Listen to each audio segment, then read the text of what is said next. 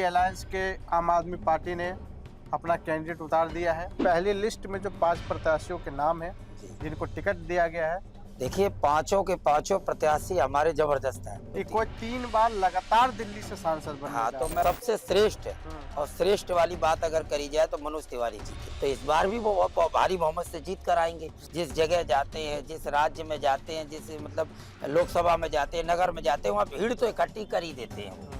जय श्री राम। सभी को नमस्कार। मैं देवेश तिवारी सबको प्रणाम करता हूँ। आज की चर्चा में हमारे साथ श्रीमान अजय शर्मा जी हैं। आप किसान मोर्चा दिल्ली प्रदेश के पदाधिकारी हैं और अखिल भारतीय ग्राहक पंचायत के दिल्ली प्रदेश के सचिव हैं। आपका स्वागत है हमारे चैनल में। धन्यवाद। बहुत कैसे हैं आप? बहुत बढ़िया, बहुत अच्छा। ठीक है जी। दिल्ली में लोकसभा चुनाव की सरगर्मी तेज हो गई है। जी। इंडिया अलायंस के आम आदमी पार्टी ने अपना कैंडिडेट उतार दिया है। जी। कांग्रेस की लिस्ट अभी नहीं आई है। जी। भाजपा ने भी 7 में से 5 सीटों पे अपनी प्रत्याशी उतार दी है। जी। भाजपा की पहली लिस्ट में जो 5 प्रत्याशियों के नाम हैं जी। जिनको टिकट दिया गया है, उनको आप कैसे देखते हैं?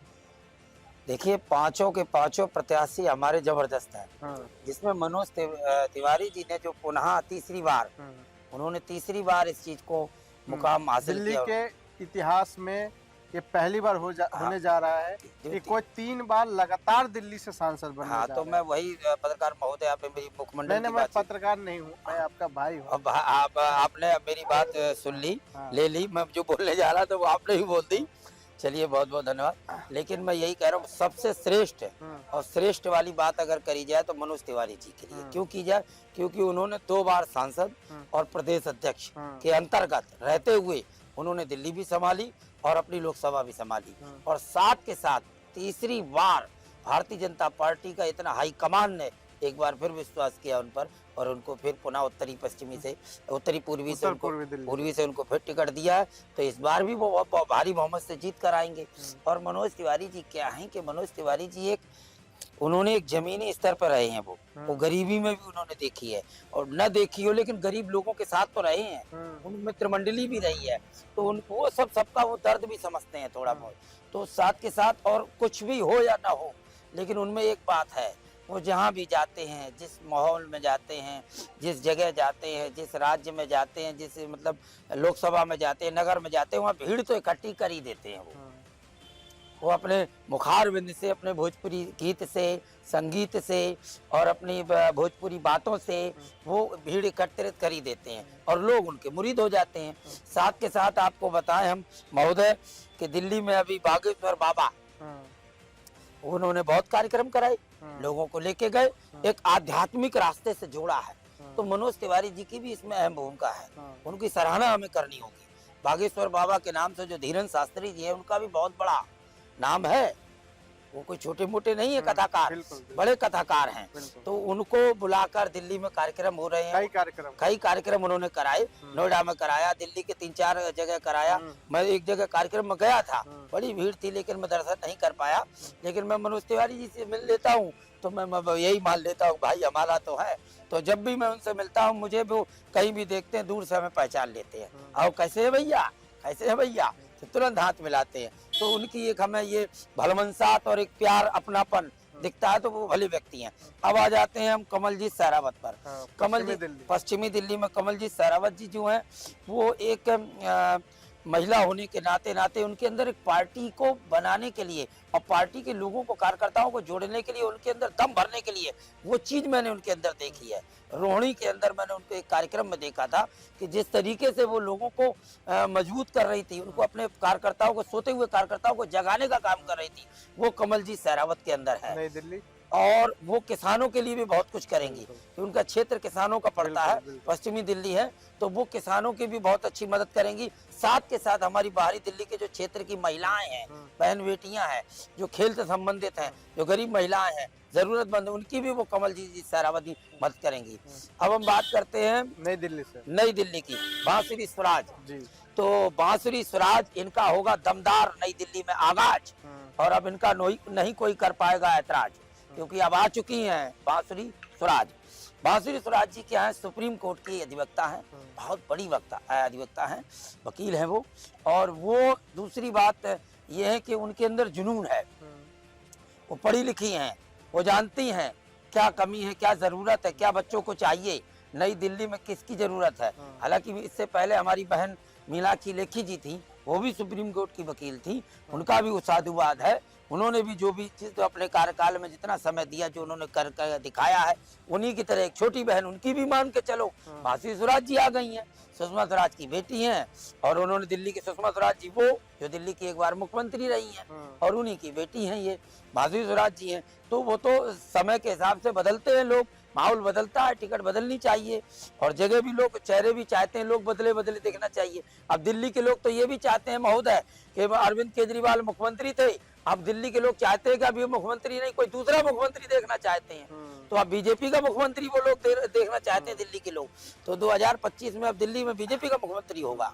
साउथ दिल्ली, दक्षिणी दिल्ली। दक्षिणी दिल्ली में रमेश बिधूड़ी जी 2 बार रह चुके हैं, तीसरी बार रामवीर बिधूड़ी हैं। रामवीर बिधूड़ी की मैं एक बात महोदय बताना चाहूंगा कि उन्होंने तेज तर्रार भाषण दिए हैं विधानसभा में। दिल्ली की जो बात उठाई है वो रामवीर बिधूड़ी ने उठाई है, बेखौफ होकर उठाई है। अगला स्वास्थ्य से पीड़ित रहता है, मैं देखता हूँ खांसी में थोड़ा दिक्कत होती है उनको, लेकिन फिर भी वो उन्होंने विधानसभा के अंदर जबरदस्त बात कही है। उन्होंने कहा कि अरविंद केजरीवाल, मनीष सिसोदिया जी, आप ये जो नशे का कारोबार जो फैला रहे हो, जो शराब के लेकर है, इससे दिल्ली में बड़े युवाओं के साथ बड़ा धोखा हो रहा है, और आप ये बिल जो पास कराएंगे इससे बहुत बड़ा नुकसान है। और देखो उन्होंने नहीं माना, उसका नतीजा ये है कि देखिए मनीष सिसोदिया जी जेल के अंदर है, संजय सिंह जी जेल के अंदर हैं, और उनके जो एक जैन साहब है, क्या नाम है उनका, सत्येंद्र जैन जी, वो भी जेल की हवा खा रहे हैं और वहीं दवा खा रहे हैं। तीनों हवा खा रहे हैं, वहीं दवा खा रहे हैं। हाँ, तो और अगला नंबर आप लोग जानते ही है, चांदनी चौक। चांदनी चौक जी प्रवीण खंडेलवाल जी, प्रवीण खंडेलवाल हैं, और मतलब जो है वो क्यों है, वो इसलिए है कि व्यापार समाज के पूरे दिल्ली व्यापार मंडल के वो अध्यक्ष हैं, शायद ऐसा ही तो है, शायद अध्यक्ष हैं। तो क्या दिक्कत है, लाला समाज वहाँ पर है ही, अग्रवाल, पोरवाल, जायसवाल, खंडेलवाल, और वहाँ पर वैश्य समाज हमारा ही है। तो नई दिल्ली में, और हमारे जो पूर्व पिछले हमारे सांसद जी हर्षवर्धन जी थे, तो उन्होंने जब वो जीते तो उन्होंने, सरकार ने उनको स्वास्थ्य मंत्री बनाया है, उनको सम्मान दिया है। ऐसा नहीं है कि उनको नजरअंदाज किया है, उनका भी ध्यान रखा गया है। अब समय के हिसाब से कैंडिडेट बदलने चाहिए, उम्मीदवारों को बदलना चाहिए, और भी लोग लाइन में खड़े हैं। अब हम लोग हैं, आप हैं, आप जैसे लोगों को मैं लोकसभा में चाहता हूँ कि लोकसभा में आप बैठे, आप सड़क पर नहीं संसद की ओर चलें।